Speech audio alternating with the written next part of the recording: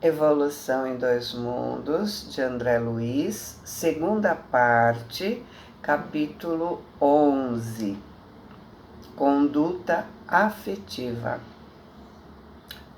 Qual a conduta afetiva entre as almas enobrecidas, ou seja, mais elevadas?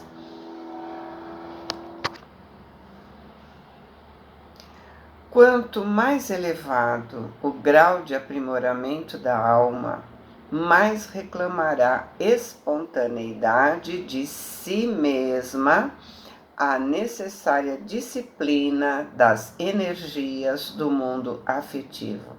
Somente despendendo-as, gastando-as, no circuito das forças em que se completa com a alma a que se encontra consorciada, ligada, né? Ou seja, quanto mais elevado, mais ele vai procurar se envolver com alguém que corresponda aos seus ideais, com quem vai compartilhar, enfim, são afins. Ou então, em serviço nobre, através do qual opere a evasão, a utilização das cargas magnéticas de seus impulsos genésicos, transferindo-as para o trabalho em que a sua sensibilidade e a inteligência se protejam. Então, não que não tenha uma vida sexual ativa, mas esse não é o seu único objetivo.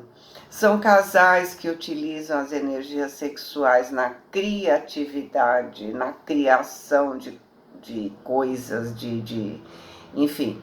Eles também trabalham juntos por um ideal. Olha o que ele fala. Isso acontece no plano físico entre aqueles cujo sistema psíquico já se distanciou suficientemente das emoções comuns, ajustando-se em complementação fluídica ideal às almas irmãs que se matrimoniam.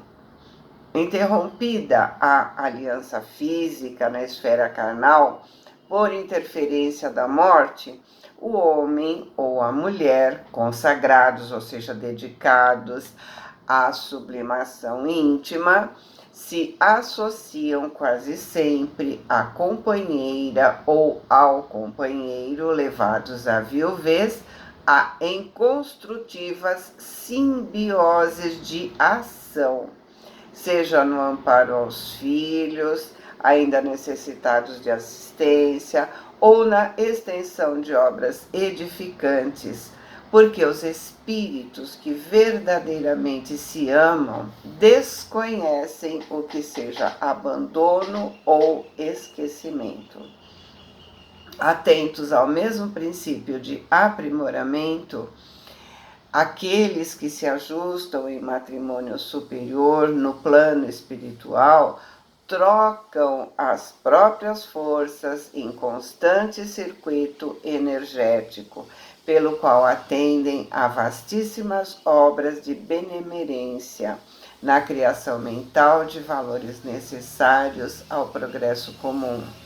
Dentro da euforia permanente que o amor sublime lhes confere, e em lhes faltando a companhia por intermédio da qual se integram nos mais altos ideais de burilamento e beleza, mobilizam as próprias cargas magnéticas criadas em serviço à coletividade, com o que se elevam mais intensamente na escala da sublimação moral, ou então, o que é mais frequente, buscam esquecer as próprias possibilidades de maior ascensão, solicitando posições apagadas e humildes ao pé daqueles a quem se devotam, a fim de ajudá-los na execução das tarefas que lhe foram assinaladas ou no pagamento das dívidas com que ainda se oneram perante a lei.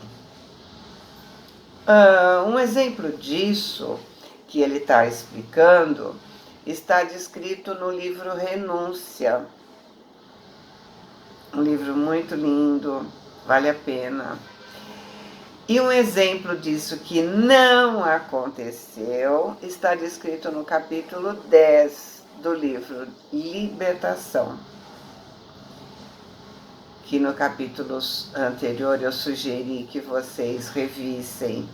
Então veja bem, ele, ao invés de se dedicar a procurar ajudar os seus pacientes, procurou uma jovenzinha e sabia que pela idade dela teria que ter uma vida sexual mais intensa, não compatível com a sua idade. E a esposa desencarnada também não era tão evoluída a ponto de ajudá-lo. Não o inspirava a fazer pesquisas, por exemplo. Né? Ela ainda estava apegada a ele, apegada aos filhos, apegada às suas coisas. Certo? Então é isso, esse capítulo é bem curtinho, né? É Uberaba, 28 de 5 de 1958. Boa semana, fiquem com Deus, amo vocês.